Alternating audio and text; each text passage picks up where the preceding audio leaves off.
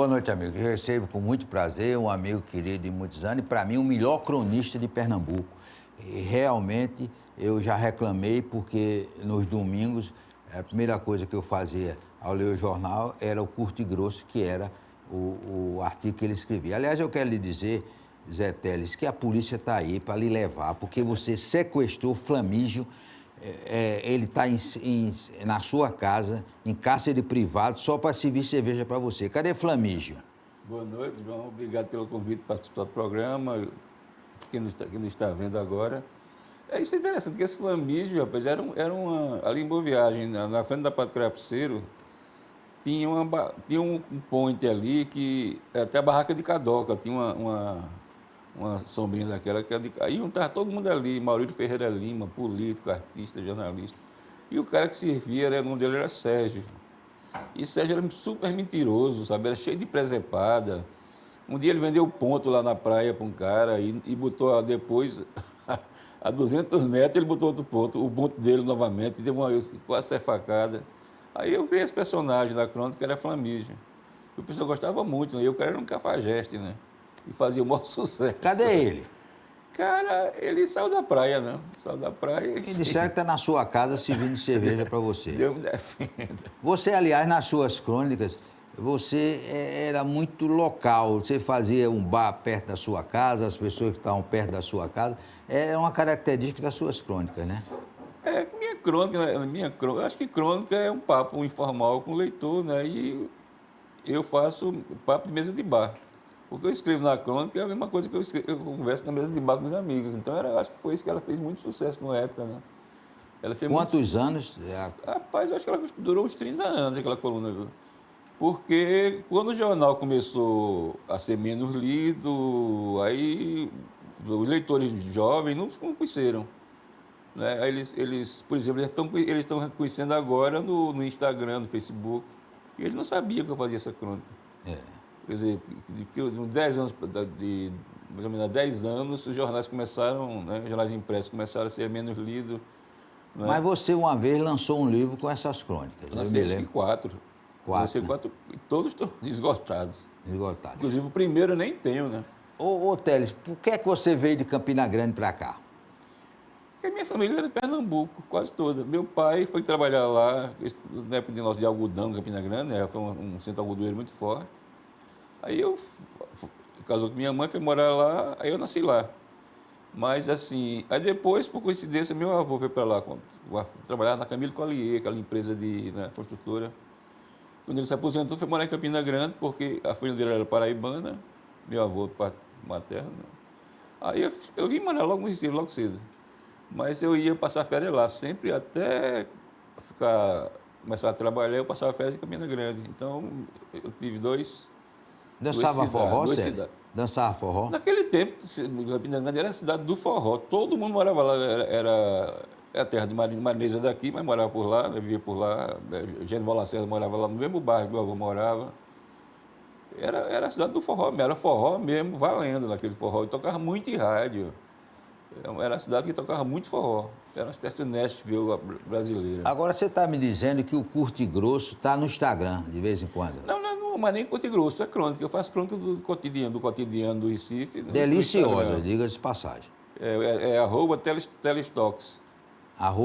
@Telestox. E tem também um site que é telestox.com. Pronto. E aí, quem quiser... E o Flamígio está lá Eu nem botei mais, porque o politicamente correto acabou, né?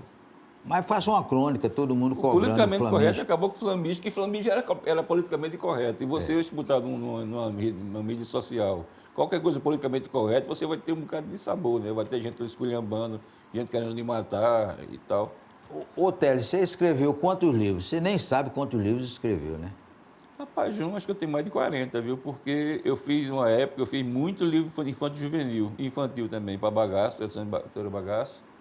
Aí fiz uns 6 de crônicas e fiz aí umas 4, 5 biografias e acho que 4 livros de frevo. Você é tarado por trabalho, né? É o dia todo. O dia todo. Quando não estou escrevendo, eu estou pesquisando. Com essa coisa da hemeroteca digital, né? Você tem jornais, quase o diário, por exemplo, está todo na internet. Eu passo o dia pesquisando. Quando eu não estou escrevendo, eu fico pesquisando aleatoriamente. Ô, Teles, e como é que surgiu essa sua paixão pela música? Rapaz, meu pai chegou a ter 5.000 discos naquela época dos 78 rotações, né? Quando parou lá, que o algodão deu para trás e tal, ele vendeu isso para a rádio. Acho que foi a rádio Caturité que comprou a coleção toda, né? Minha mãe também era maníaca por música, negócio de rádio, ela lia revista do rádio, ia assistir programa de calor. Eu cheguei aí com ela, assistir programa de calor. Calor não, programa de cantores de rádio que vinham para a rádio, né? E aí eu sempre tive essa mania, eu era maníaco mesmo, assim, eu era menino, eu comprava revista de letra de música, né? Tinha aquelas revistas de letra de música. Mas nunca cantou, não, né? Ou cantou? Até eu cantei, Cantou, né? toco violão também. É. Agora, o seu livro mais recente é esse aqui. E eu quero que você resuma uma história aqui de uma orquestra que foi de navio para o Rio e teve uma confusão. O que foi que teve nessa viagem? Isso é interessante, que a história da meu livro de música geralmente são centrados em Pernambuco. Porque é o seguinte, a história do Brasil e a história da cultura brasileira é sempre contada a partir de Rio e São Paulo, né? Mas não aconteceu nada fora Rio e São Paulo. Pronto, Recife teve um parque cultural de entretenimento muito grande. Você sabe muito bem disso. Rádio Jornal, TV Jornal, tem aqueles programas, TV Rádio Clube, TV Rádio Clube, né? Então, aconteceu 1000 coisas aqui que ninguém sabe o que aconteceu, porque isso era contada, isso era contada, até o pessoal daqui não sabe. Por exemplo, esse livro aí tem uma história de Vassourinha, que 51, Vassourinha era uma lenda no Brasil, né? Uma lenda do carnaval brasileiro, que nasceu em 89, 1889.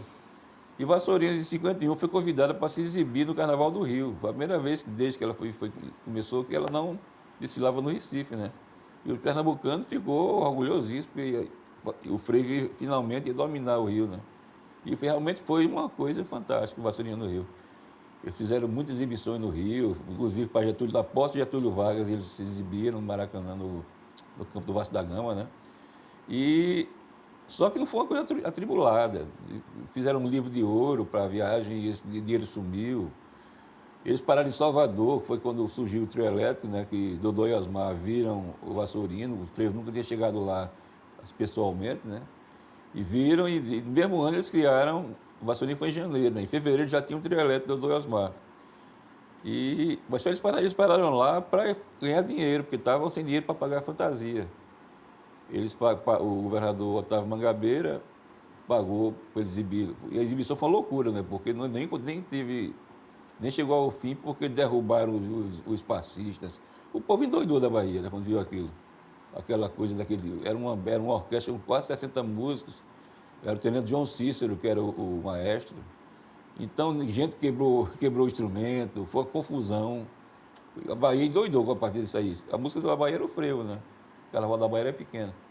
Então eles foram, mas chegou no Rio também, os cachês sumiram, que eles estavam ganhando. E ninguém precisava... Está tudo aqui. Tudo aí, não tinha mais como voltar. Não tinha mais como voltar, não tinha dinheiro para voltar. Foi esse aí, eu considero, a maior epopeia do carnaval brasileiro.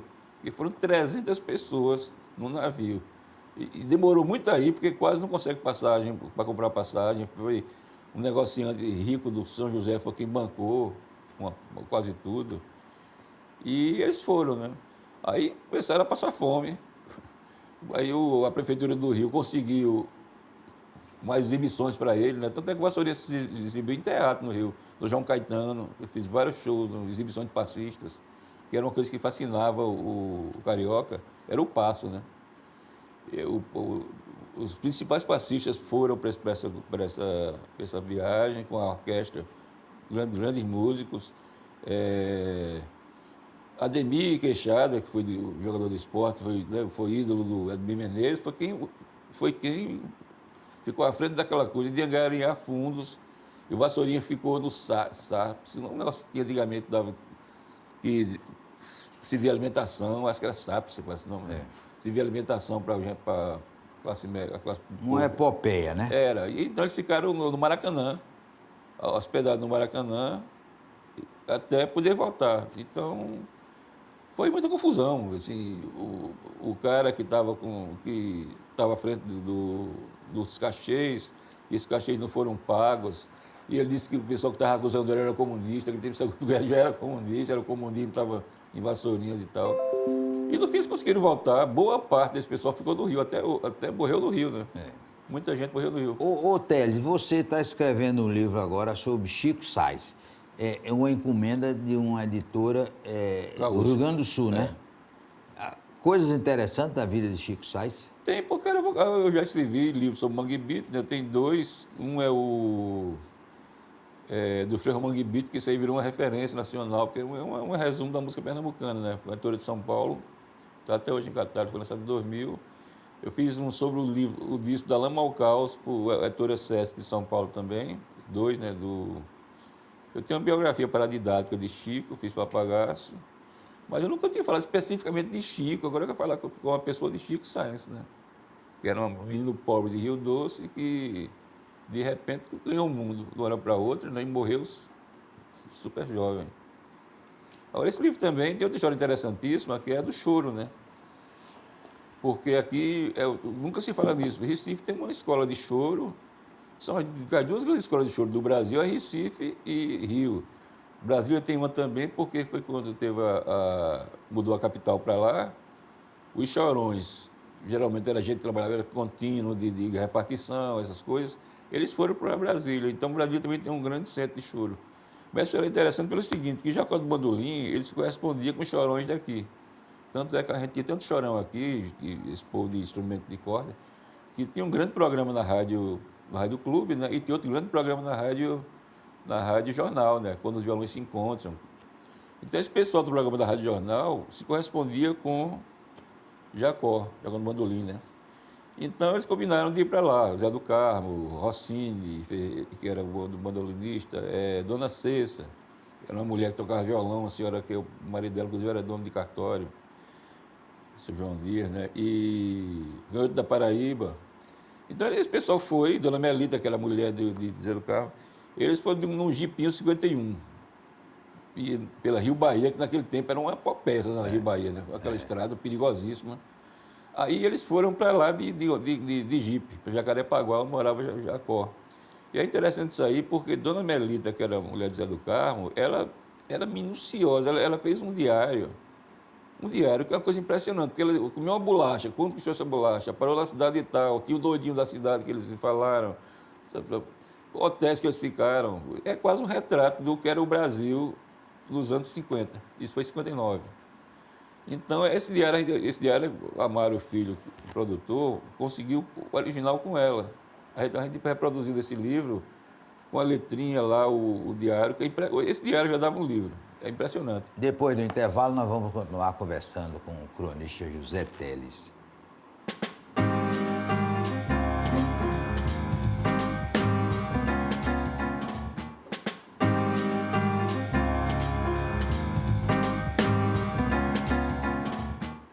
Zé Teles, Deus lhe ajudou muito. Você tem uma memória prodigiosa, né?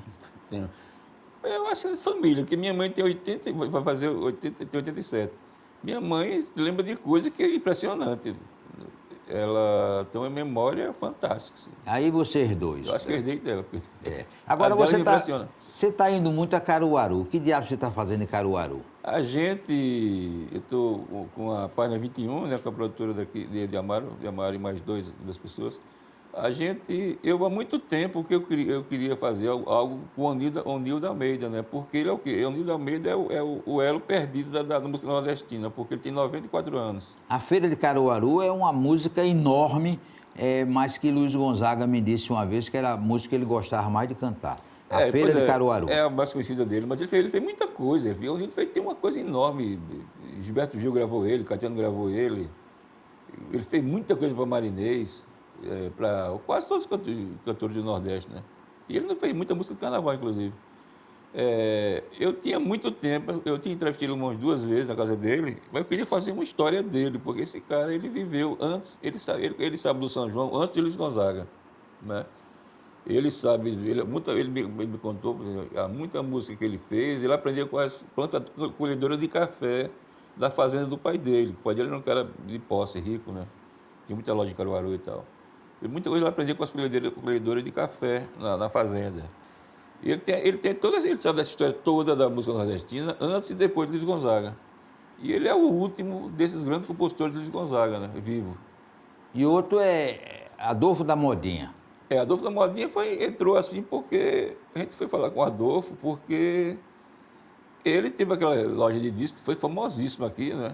Então ele teve ele tinha muita importância para a música pernambucana, porque ele gravou muita gente, ele foi parceiro de um monte de gente.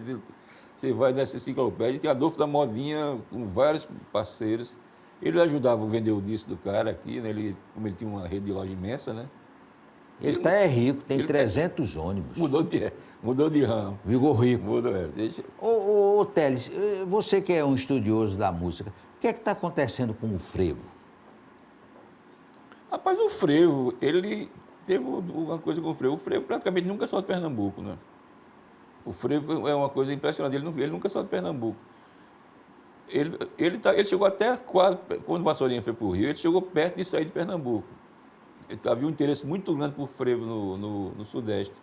Mas aconteceu uma coisa boa que prendeu o frevo aqui, que foi a Rosenblit.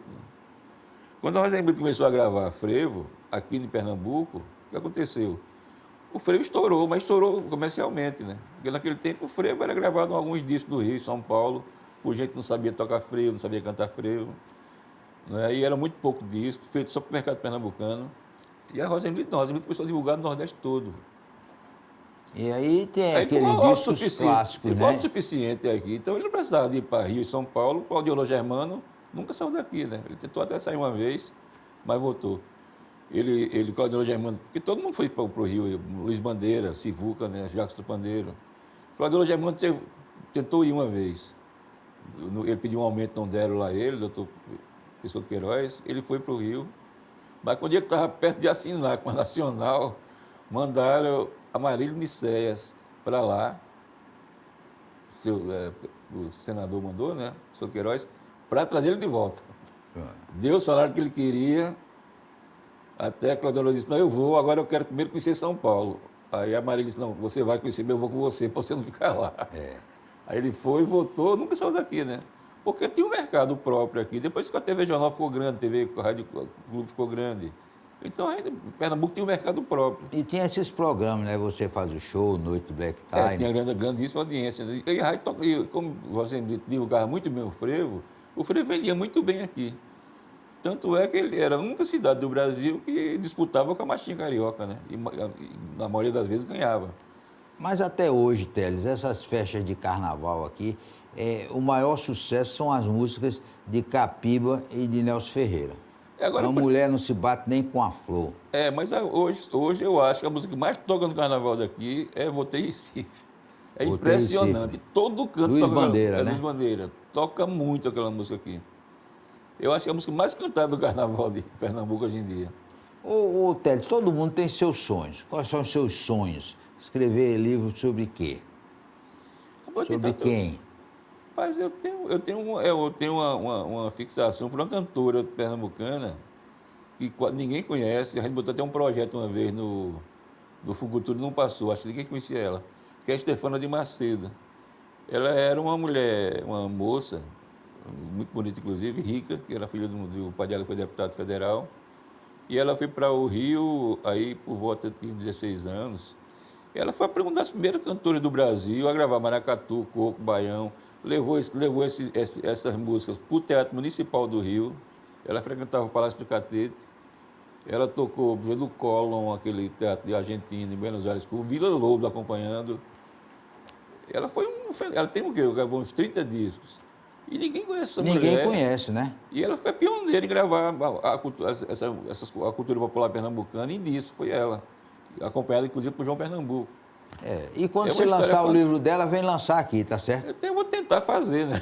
Claro, eu venho com certeza. Agora, ô Télio, você é muito amigo desses artistas todos, né? Caetano, Gil. Como é a sua relação de amizade com esse pessoal? Rapaz, amigo, não vou dizer que sou amigo, sou conhecido, né? Você já conhece e falam e tal. Eu não tenho, assim, eu nunca fui... Mas olha, eu encontrei outro dia com Gilberto Gil, num evento na Academia Brasileira de Letras, ele, do Recife, manda um abraço para Teles. Gilberto Gil. Ele é muito inteligente fina. Ele é uma pessoa impressionante, uma das pessoas mais simples que eu conheci na minha vida. Uma vez eu estava viajando com o Spock pela Europa, com a orquestra de Spock, e o último show, o Spock pegou nessa turnê os maiores festivais de jazz da Europa. Assim, se está lá Sonny Rollins, está o Wynton Marsalis, está esse povo, esses gigantes do jazz. E terminou um festival lá, o de Massiac, que é uma cidadezinha medieval no sul da França, que terminou com Chick Corea, Wynton Marsalis, Esperança Spalding, e terminou a última noite foi Gilberto Gil e Spock. Eu fiquei impressionado pela acolhida que a orquestra de Spock teve na França. Spock é gênio, né? Aquela orquestra dele não existe não, velho. Impressionante. Eu vi na Europa como o pessoal endoidava com aquilo ali, não sabia nem o que era. Frevo, né? Mas aí Gilberto Gil, a gente estava conversando no backstage, antes de começar o show, ou começar o festival. Aí Gilberto Gil reconciliou um bom tempo. Aí quando chegava alguém, tirava uma foto com ele. Né? Aí tem hora que ele olhou para mim assim e disse, bispo assim, de suas vestes jornalistas, vamos tirar uma foto juntos. Ô Teles, e você tem muito essa relação com o frevo e com o forró da sua terra? Tem uma relação com muita gente ligada ao forró? Tenho, até mais do que frevo, né? Porque o forró autêntico não tá todo aqui. O pessoal vive aqui, né? Você escreveu o livro sobre Genival Lacerda? Não, mas... É safado, né? Era safado, né? Eu tinha intenção de fazer. Porque Genival, eu conversei várias vezes com ele, ele era muito engraçado. E essa parte dele de safadeza, do duplo sentido, é a parte menos legal que eu acho dele, porque a parte interessante dele é anterior. É mesmo. Porque ele ficou famoso, ele está de olho na boutique dela, né? Mas ele tinha muita coisa boa antes, muita coisa boa. Ele fez muito sucesso no meio do forró. Quando o forró fazia sucesso, ele fez muito sucesso antes disso, né? E Reginaldo Rossi? Reginaldo Rossi era uma figura, um personagem, na verdade, né? Ele criou um personagem para ele. E era interessante que quando ele estourou nos anos 90, a revista Bis, que era a revista mais importante do Brasil de música, pop, rock, essa coisa, pediu uma matéria com ele. Aí isso foi em 97, eu acho, 96. Aí eu fui para a casa dele, era lá em Nujanga, no Candeias, né? E ele não gostava de ser chamado de brega. Ele não se achava brega, inclusive. Ele ficava furo da vida com chamar ele de brega. Ele foi professor de engenharia, não foi? Ele disse que foi. Ele disse que foi, na controvérsia, né? Mas ele disse que foi professor, mas eu nunca vi um aluno de Reginaldo Rossi. Ele criou um persona para ele, né? Mas ele não gostava de ser chamado de brega. Porque, na verdade, Reginaldo Rossi sempre fez iê, né? Ele nunca saiu de iê. Você vê tirando o garçom, que é uma coisa realmente que nem faz nem a linha dele musical. Você pega as outras músicas de Reginaldo Rossi, só depois de garçom que ele envereda pelo brega, né? Mas antes era Mão na Bunda, Meu Bem, Má Fama, era Raposa e as Uvas, não era coisa brega, né? E Alceu? Alceu é gênio, né? Alceu é fantástico. E Alceu tem uma coisa curiosa, que como ele faz pouco show em teatro aqui, para a maioria do povo pernambucano, ele virou cantor de frevo, né? Hoje em dia, Nana Vasconcelos, por exemplo, que tinha um show fantástico, o show solo dele, que era lá fora era cultuado, existia teatro. Aqui ele era conhecido como tocador de maracatu, né? Porque só viam ele do Marco Zero. Ô, Télio, na sua carreira, você contabiliza a ajuda que deu a muita gente que estava começando? Nas suas colunas? Acho que claro. O Mangue Beat mesmo foi uma coisa que se a imprensa daqui não tivesse, não eu, ou a imprensa, o Diário Pernambuco e o Jornal do Comércio, se a gente não desse aquela ênfase que a gente deu ao Mangue Beat, ele não teria decolado. Mesma coisa o Galo da Madrugada, né? Exato, porque é o seguinte, os músicos acham que quem torna ele nacionalmente conhecido é o Jornal do Sul, Folha de São Paulo, o Globo, mas não é. Eu falei com o Jorge Davidson, que era o diretor musical, o cara contratou Chico Sainz. Ele disse que soube de Chico Sainz, desse movimento Mangue Beat, através do jornal daqui. Porque os divulgadores mandam para lá, para a matriz da gravadora, o que sai daqui o que está em evidência na cidade, e aí que eles descobrem, né? Eles descobriram o Mangue Beat através dos jornais daqui, não foi de São Paulo nem de Rio. Aliás, os jornais do Rio e São Paulo descobriram o Mangue Beat através dos jornais daqui, né? Ô, Teles, você, em casa, além de escrever, ouve música, o que é que você ouve? Eu ouço tudo, Geraldo. Eu só não ouço brega, eu não gosto de brega. Nem Gosta de brega, né? Não gosto, não. Brega eu não gosto. Gosta não de brega, né? Brega tá nem no auge. Nem brega, aí. nem sertanejo, nessas coisas, eu não gosto, não. Acho que essas músicas emburrecem. Você gosta de quê? Gosto de jazz, gosto de MPB, gosto de rock antigo, dos anos 50, Mas de se eu- música dos anos 30. Aí eu vou botar numa saia justa. Cite para mim um cantor e uma cantora. Rapaz, Saia justa. João Gilberto. João Gilberto. E cantora. Cantor Elis Regina. Elis Regina, né? Quer dizer, são os dois. Elis Regina não teve nada igual no Brasil, né? Em técnica e emoção. E João Gilberto foi um gênio, né? Porque João Gilberto não é vozinha pequenininha. A voz de João Gilberto tinha um vozeirão. Ele era mais ou menos como Picasso. Picasso pintava figurativo. Aí ele foi decupando aquilo a ficar só um traço, né? A generalidade de Picasso é aquelas desenhos. Mas com o João Gilberto foi tornando a voz dele bem, tirando o mínimo, o máximo do mínimo. Não é que ele não tivesse voz, cantasse baixinho. Aquilo é uma coisa maluca, aquilo ali. Nós queremos agradecer. Eu quero dizer que foi um prazer muito grande fazer essa entrevista com esse, como eu já disse, é o melhor cronista de Pernambuco, cronista do dia a dia, né? Do curto e grosso, que hoje pode ser encontrado lá no blog e no Instagram dele. Foi um prazer muito grande e um forte abraço para vocês e até amanhã, se Deus quiser.